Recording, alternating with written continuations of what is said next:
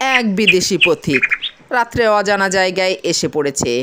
তার ওপর বৃষ্টি ও ঝড় নামলো খুব জোরে।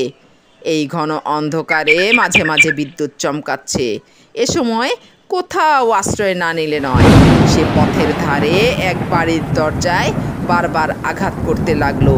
এই গৃহস্বামীটি হচ্ছেন গোপাল। তিনি ওপর থেকে জানালা খুলে জিজ্ঞাসা করলেন, কে হে বাপু তুমি?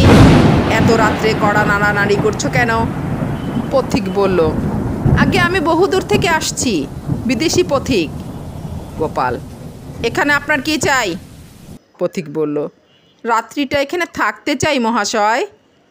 গোপাল, তা থাকতে পারেন ওখানে, তার জন্য আমাকে ডাকবার কোনো দরকার ছিল না তো। ওটা সরকারি রাস্তা, যে কেউ ওখানে থাকতে পারে। বাড়ির বাইরের এই আশ্রয়টুকুর জন্য প্রার্থনার কোনো প্রয়োজনই বাকি না। না, আমার কোনো আপত্তিই নেই, তুমি নিশ্চিন্তে মনে থাকতে পারো।